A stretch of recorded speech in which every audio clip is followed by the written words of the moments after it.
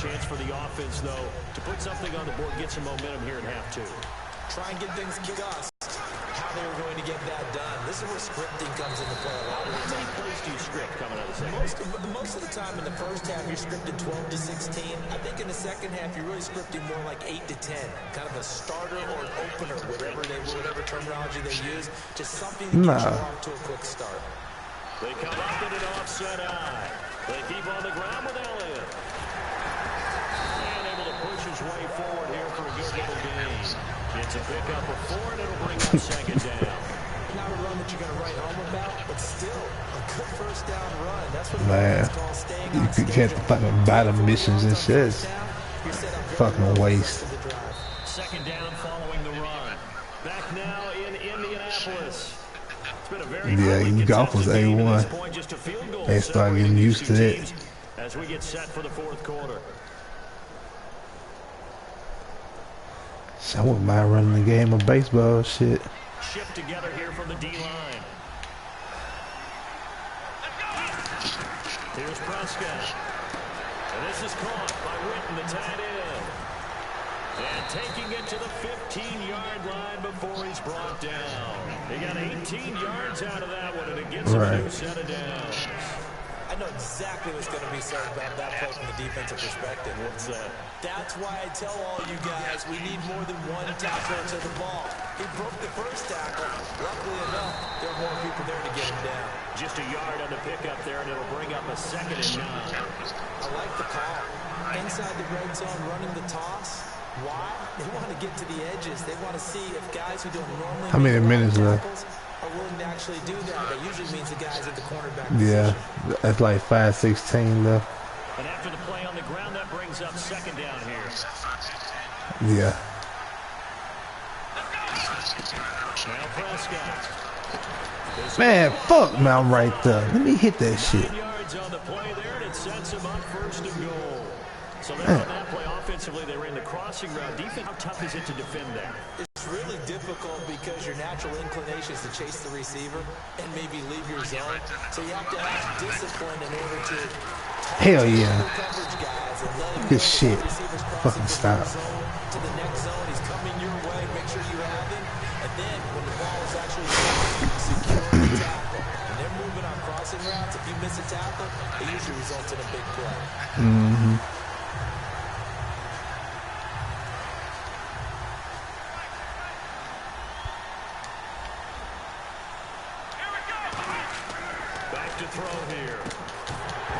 Pick that.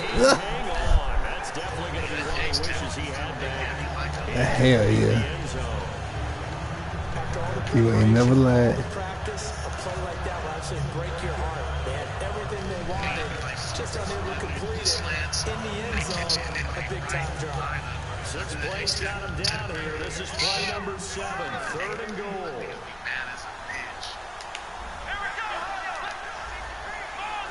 And the D looking like they may blitz.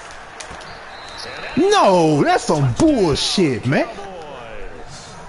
Des Bryant, his 2nd touchdown of the night. And the Cowboys have taken the lead here in the 4th quarter. I know we all that's that bullshit I'm talking about. Exalt the guys who are great trash talkers and give us some really funny lines. But the bottom line, man, I thought I had it switched. On the field. His 2nd touchdown of the game, and they lead. And now they'll be looking to their defense to preserve that lead. And it's a pretty good return here as he'll get it up to the 29-yard line. Here comes the Colts offense now as they make their way onto the field. Last time they were out, they scored. Still trailing here, though, so some work to do. But it's okay in terms of mindset. Because they scored the last time, they're not quite as worried about being down on the scoreboard because now their confidence is a little bit higher. They think they've got something going, and in fact, they can attack again and put more points on the board. Are you scoreboard watching if you're the offense, or are you just focused on this drive? We wouldn't be telling the truth if we said that they didn't scoreboard watch. Everyone does it to some extent. But you've got to set it aside right now and just focus on this series. That'll take care of the scoreboard if they punch it into the end zone. Oh, you know I run them shits like motherfucking gold. 40 to the 39. Give him 10 yards on the pickup, and that's going to make it 3rd down and less than a yard. That's a good-looking play to me. The big tight end, crossing route, coming under underneath, sometimes he can gain some serious momentum going forward, can he? Yeah, he can indeed. Pretty well executed there. Just a gain of a couple, but good enough to keep the drive rolling. I don't know about you, but I like this call. 3rd and inches, and instead I move him around. getting it back to a running back, and maybe there's some penetration from the defensive front, just go ahead and take it, move forward, and pick up the first down. And as we say often, it shows confidence in your offensive line. Caught left side by Hilton. No gain, and it's 2nd down. The defense loves to hang their hat Sometimes. on that, don't they? You get a guy that catches the ball, but you stop him for no gain. Without a doubt, because they're also used to trying to catch people after the catch, and they miss. And that turns into what? A huge play. We've seen it so many times. In this case, though, catch was made, put down right on the spot. To throw on 2nd down is Long. Caught on the right side by Dorsett. And he'll be out of bounds just shy of the 40. The play goes for I know. 19 yards. I throw them bitches too. That's what they need right now. Get the first down, get out of bounds, stop the clock. Just playing smart football, understanding the situation, making the plays necessary, and making sure that clock stops at every opportunity. Back to throw. Complete to Dorsett. And he's going to get this inside the 30. Give him 11 on the game there. And he'll give the Colts a first down. I think that's a big pickup for a first down because when you run a drag route against zone, you're sometimes asking for trouble because you might run into a defender. Yeah, well, there they ran into a first down, executed it to perfection. And he's brought down. That one goes for 13 yards, and it moves the sticks. For so many years, I was convinced it was a myth, you know, because you always hear about the smaller running back, but he gets lost, you can't find him, and sometimes that's part of his genius. But it's true. You get behind big offensive linemen, the defensive line guys trying to find him, trying to peek around people to see him, and he gets lost. But this guy gets lost in a good way for his offense. Oh, I ain't gonna score too early, nigga. And he's brought down. And now a timeout called by the Cowboys defense. It's just their first. They've got 2 more.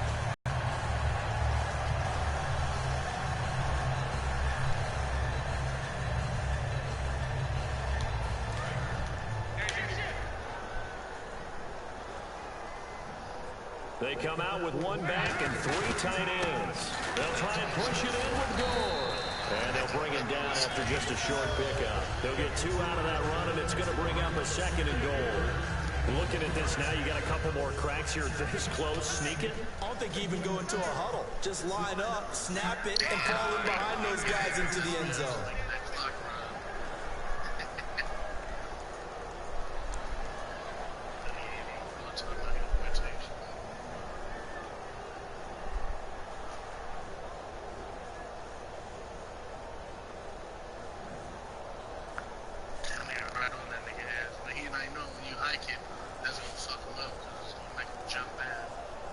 Lock on the sneak. And nowhere to run on the interior of that defensive line. He'll get back only to the line of scrimmage.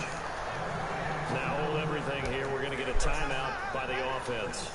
It's just their first. They've got 2 more to use here in the final stages. Nigga, fuck you mean, nigga. Touchdown, nigga.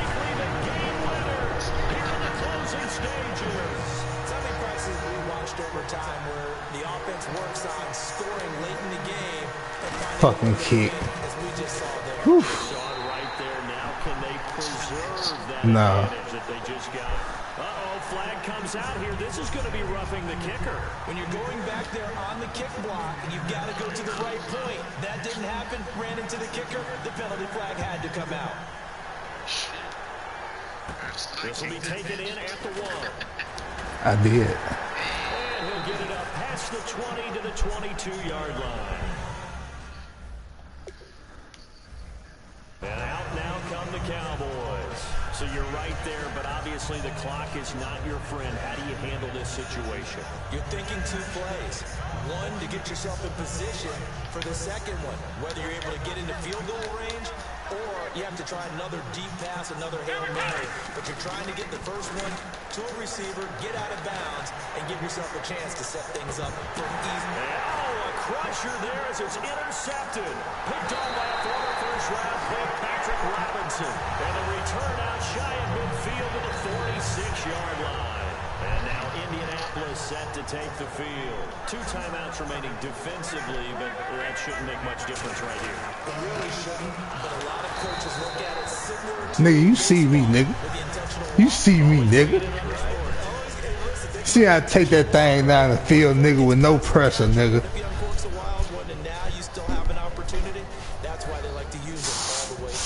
No pressure at all. You pull out a close game. The good thing about that is maybe next time you're in a nail biter in the 4th quarter, you have a little more confidence. Yeah, you're talking about your memory muscles, right? When you win those close Nigga was down and out.